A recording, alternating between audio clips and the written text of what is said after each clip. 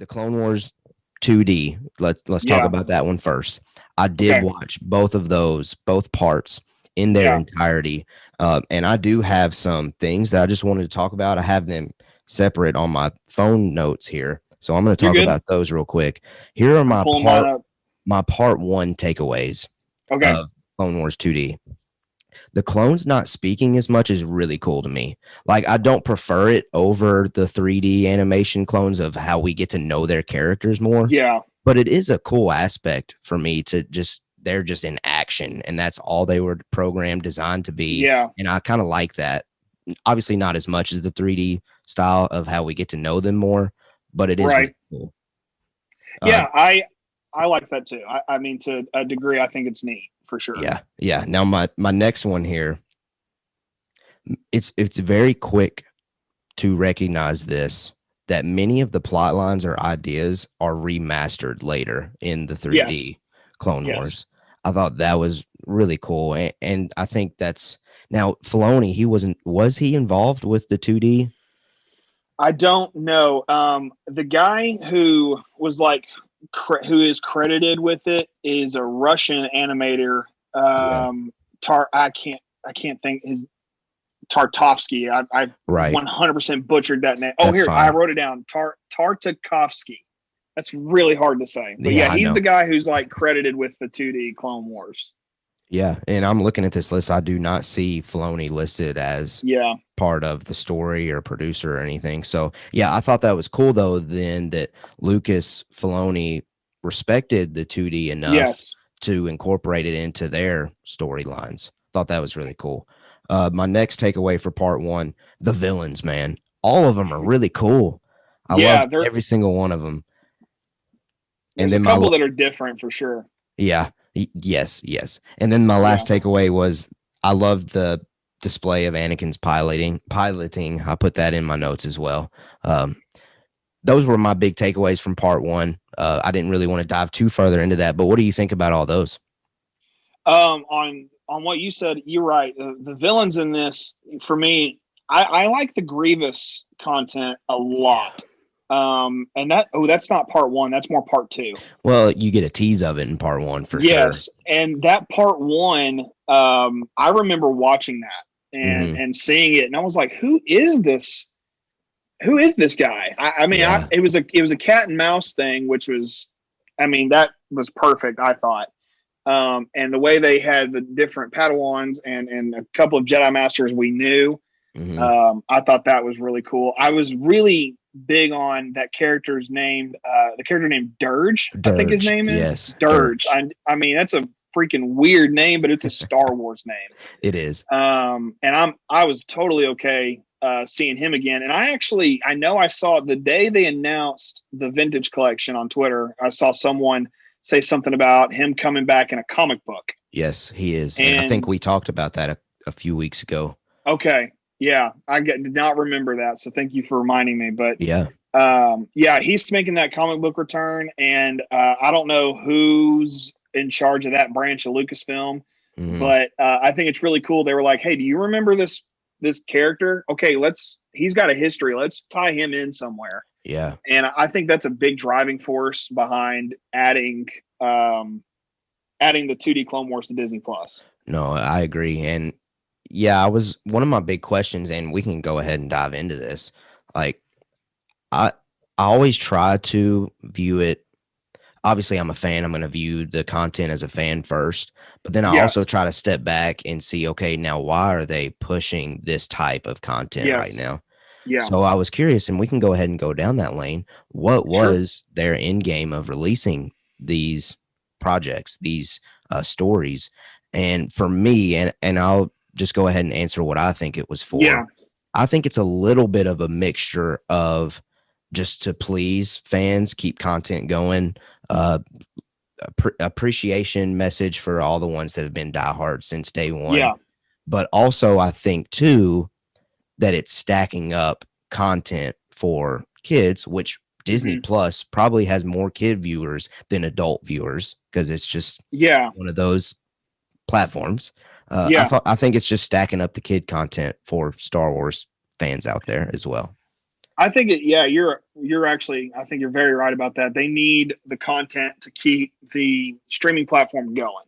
Mm, Not like it's hurting or anything. In fact, I remember seeing something that was like Disney. All of Disney's streaming platforms was like what kept Disney going through 2020. yeah. And that's not really a surprise at all when you really step back and look at it. Mm, But yeah, I think they're stacking content for kids. When it comes to Star Wars, I feel like Star Wars it's not as niche at times as we think it is. yeah. And I think in this case with Clone Wars and the Ewoks content, I think it really is getting a little extra niche into certain Star Wars fans. But I think mostly I'm thinking it really is for um, stacking content for kids. Mm. Okay. I just wanted to quickly talk about that too, because I know that was something we kind of teased up a few weeks ago when they made this Yeah. announcement. Like, why do we think they're doing it? Could they be bringing this up because they want to play off of some of these characters? And yeah, you're Mm-hmm. right. Dirge, obviously they're bringing him back. So that's a great way to introduce that character to people out there if they've never Yeah. heard of the character before. Uh, Yeah. so let me go ahead. Now let's talk about part two of Clone Wars Okay. 2D. Yeah. I'll just run through my list of takeaways so we can just talk about it. If Yeah. that's cool with you. Uh, Let's go. for me, the coolest character, and I might have missed this character's name. It was this clone helmeted with horned Jedi. I Okay. I don't know Yeah. who that character is, honestly. But man, I was like, when I saw that character pop up, I was like, give me some more of that. That was Yeah. I awesome. I think that was a character, and I only know this because I overnight I fell asleep watching it one night Yeah. and got up the next day and watched it. And somewhere in between there, I'm fairly certain we watched Falcon and the Winter Soldier. And my wife is deaf, so she watches everything with subtitles. Mm, And she's not fully deaf. You know, she uses hearing aids, but she prefers to yeah. have the subtitles on for her. And I'm like, it's fine. If I want to like not focus on the sub, I'm one of those people. If the subtitles are on, I just stare at it the whole time. Yeah. So for me, it's like, okay, I'll just go back and rewatch it later, and that way, I can see it how I want to see it, and that's not a Mm, big deal to me. But the subtitles got left on is my point, okay. and I was sitting there watching that scene, and I think his name is like something like, oh, I might be wrong, Saucy Teen. Okay. He is like in episodes 2 and 3, somewhere, and Okay. he's definitely in the Filoni Clone Wars, but Yeah. he's just not helmeted and riding a bike. I think he riding a bike. I can't remember. I may be getting him mixed up with Kenobi. I can't think off the top of my head. Yeah, me either. Either way, I'm with you. That dude But yeah, is that was freaking cool. cool. Yeah. That dude's cool. My next takeaway, I laughed so hard at the repetitiveness of Mace Windu's punching. Yes. The quick. I I thought that remember. was so hilarious. I remember when the final episode of the 2D Clone Wars premiered. Mhm. I remember it so clearly because I was with my buddy Chris, my best friend growing up. His name's Chris, and him and his wife just celebrated their 4th anniversary. So, Chris, if you're watching Congratulations, this, Chris. congrats, buddy. But me and him, he's just a few years older than me. We were like sitting in bean bags watching this, and Yeah. I don't know how we caught it live. I almost never caught these things live. We didn't have a DVR back then, so I would tape stuff on a VHS tape. Uh-huh. I would tape these episodes and watch them later. And so Yeah. this one time I'm watching it live, and as soon as Mace comes up to fight Grievous at the end and does the whole the force choke thing, which makes him Yeah. cough, Yeah. I was like, we both went, we freaked out, and we fell out of our beanbag chairs, punching at each other, like, did you see that? Did you see that? We couldn't get over it because it was so cool. And for Yeah. us, that combined with Mace Windu doing the ridiculous fast droid punching, I could watch Mace Windu punch droids for days. I think so too. I mean, for days. You know how It's the there's greatest. like a 3-hour loop of Kenobi saying hello there? Yes. Let's make one of Mace Windu punching droids like that. That 10 hours of just Mace Windu. Absolutely. I'd be all for it. All for it. Yeah. Now, my other takeaway here is the vision that Anakin has. I thought that was a great tie-in. There, like with Yes. the pictures, the paintings on the wall Yeah. or in the caves. Thought that was cool. I thought that was great. And then the last one, you kind of already touched on it. Grievous getting that cough. For those out there that don't know about that, I mean, that's a cool, like you said, Yes. like that would make me freak out Yeah. as a kid watching that. Like, that's Oh how yeah. Grievous is like that in episode 3. Yes. That is incredible. I Um, remember coming out of Revenge of the Sith, when I was a kid, and mhm, one of my parents said, "Why was he coughing? Like, I yeah. don't why was he coughing?" And if you don't have the background, I was like, "Oh, it's because in this one episode of Clone Wars that you don't care about, he did this thing, and Mace Windu was there, and Shock T. I'm naming off all these random characters, and my parents were just like, Okay.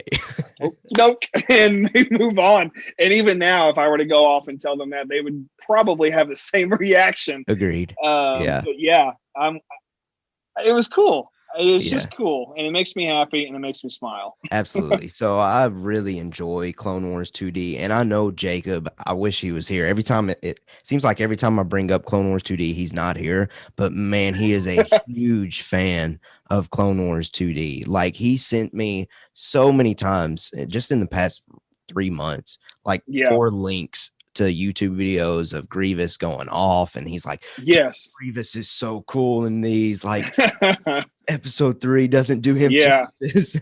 No, Yeah, he's a and huge I fan. and if anything, I think, and this may be a hot take. I'll throw it out there. Maybe a hot take. The 2D General Grievous is leaps and bounds better than the 3D Clone Wars Grievous. I don't I think may that you are wrong at all. Fantastic. That's great. It's just he had so much more care, and it's weird. He had character development, and these episodes were only like 10 minutes long a piece when they originally Yep. came out. So to cram all that in there in a very short amount of time, Hmm. it's so to me it's so cool how they developed him and got him ready for episode 3. I think I even heard at one point that George Lucas considered showing the parts 1 and 2 of the 2D Clone Wars leading into Revenge of the Sith, and Interesting. you could buy a ticket to watch all of it. And Yeah. I don't know if that ever happened. If someone out there was a part of that or knows about that, please let me know or let us know. Yeah. But I think that'd be really cool to hear about. But I've heard that at one point, and I honestly think that might be one of the reasons that Lucas decided to grab Filoni and go make the Clone Wars, because he wanted Hmm. to give a definitive story. Yeah. That's how I see it, and if that's what ended up happening, that's really cool.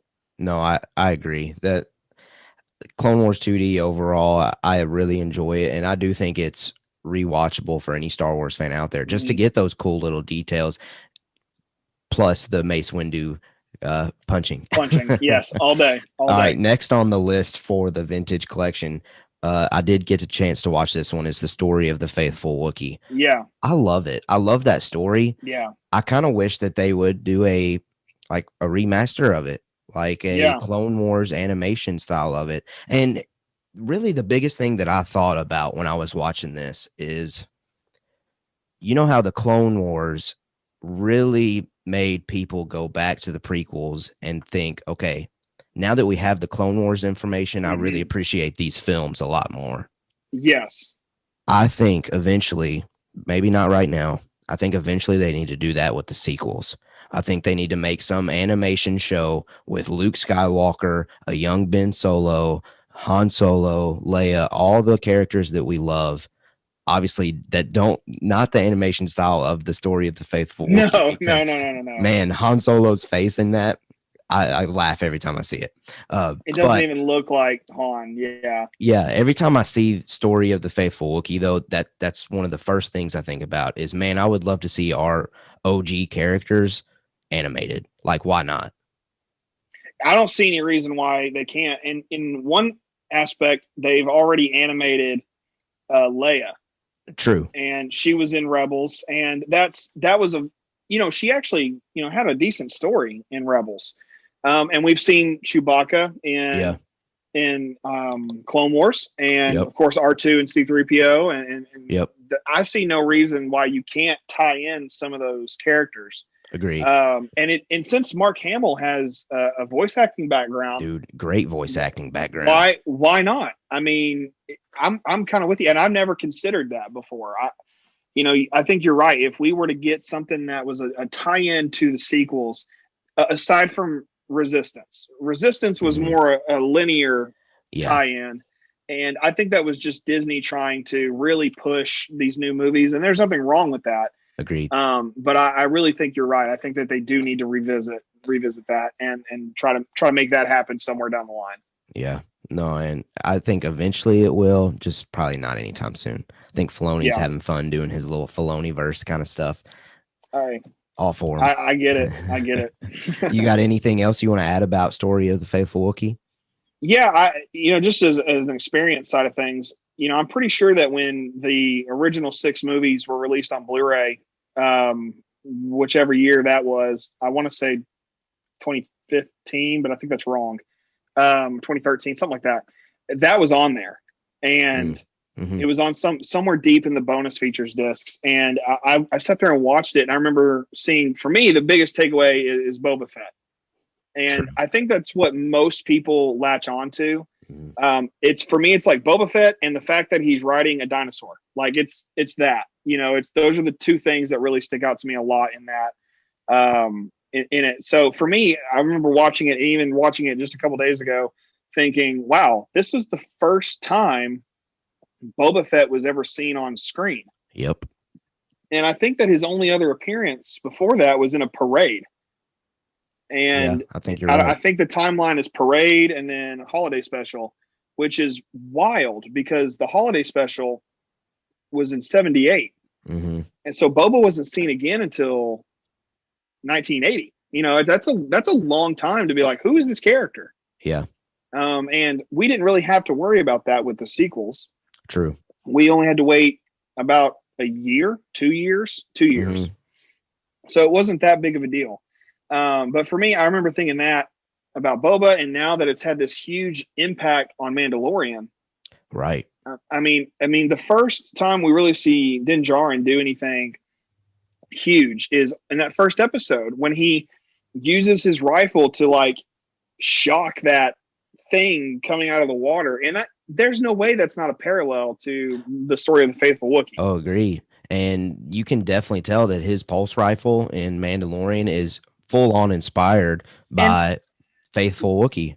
And Favreau even told George Lucas that if you go and watch Disney Gallery, I mean, you can literally see True. him go, hey, did you see how we put the rifle in from the holiday special? And George just goes, oh, I had nothing to do with that. It's, oh, okay, George. But to every other fan in the world, it's like, that's awesome. And Yeah, it was. I think that its impact kind of speaks a lot to where we are now with Mhm. Star Wars. Agreed. Agreed. Now I will go ahead and just combine these next three. Sounds good. Caravan of Courage. That's the Okay. first Ewok film. Yeah. Ewoks: The Battle for Endor is the second one, and then you Yeah. have your animated Ewoks TV show. I have not had a chance to watch these three yet, so I'm going to defer to you as far as just sharing some thoughts on them. Well, like I said a little bit ago, I just kind of tested the waters with the Ewok stuff. Mhm. I tried to, and I actually tweeted, I said something like, I tried. I genuinely tried. And you know what I think? I think I was thinking about it just a little bit ago before hopped on and talked to you. I was thinking maybe this is like the prequel kid in me being Mhm. like, I would love to. I even said to myself today at one point, I would love this so much more if this was about Gungans, which Dude. I think is a very bold statement, first of all, Yeah. but and that's being the fact that Jar Jar and all of the Gungans received so much hate, especially when we were growing up, Mhm. and now the Jar Jar love is incredible, and I won't get into that because I think we're going to talk about it later. Yeah, we But still with gonna it, talk about that. absolutely, and I really think that the Ewoks TV show, the animated thing, I don't really get it because when we watch even the Ewok movies and Return of the Jedi, you sit there and you're like, they're talking in their own language, and then you get to the TV show and they're speaking English to each other. Yeah. And I get it. You have, if you're gonna make a TV show, they have to speak the language in the nation in which it's produced. I get Mhm. that, but at the same time, I was like, it's taken me out of it. And then I was like, okay, well, let me go check out the movies. So I turn on, I think it was Caravan of Courage, the first one, Mhm. and I sat there and watched the first few minutes, and I was like, I don't know what it was. I couldn't put myself in 1980 whatever Yeah. and watch it. So I was like, I'm gonna fast forward. So I hit the stream thing and I fast forwarded, and then I'm watching Wicket be Wicket, and I could not immerse myself in it. And I hate saying that. And I in that same tweet I mentioned, yeah, there were people like joking with me, Twitter friends. They're like, "Oh yeah, you're definitely a fake fan," and doing that thing. And I was like, I just couldn't do it. I just couldn't do it. So Yeah. I can honestly say that my opinion on Ewoks, the TV show, and Caravan of Courage, and I didn't even try to watch That- Battle for Endor, because I was like, if I'm not going to watch the first one, you know, what's the point with the second one? And I don't even know what to say about it. I think with the tie-ins, especially what we talked about a minute ago with Clone Wars, how it's tied in. Mhm. I think the big thing with this, and Disney Gallery dropped this information, that the first appearance of a blurg was in one of those Ewok movies. And then it got brought into Rebels, and also into Clone Wars, and now, of course, Mandalorian. So that may be, they may have just put that on there just for a blurg. Yeah. That's And true. I mean, I doubt that. I mean, I sincerely doubt that's why they did Mhm. that. But, that's kind of, I mean, all that being said, my whole full takeaway on that is Ewoks TV show is meant for 6-year-olds, maybe, Mhm. maybe even younger. And then if you watched Caravan of Courage and Battle for Endor, I think for most viewers, that's just going to be pure nostalgia. Yeah. And I also think it might be a nice little tie-in to that little cameo we got of Wicket at the end of Rise of Skywalker. Yeah. But beyond that, I really don't, personally see the necessity for me to go and watch it. Right. I think there needs to be something Lucasfilm puts out there that they're like, hey, remember these movies? You need to watch those to know this. Yeah. Whatever that might be. That's kind of where I'm thinking it's going. Okay. So, yeah, and I think all of that's fair, and I can't really add much to that, honestly, because I haven't watched these yet. Sure. But I mean, I do kind of have that sense of like I will probably force myself to get through them all, even if I do kind of feel the same way as you do. Fair enough. Fair enough.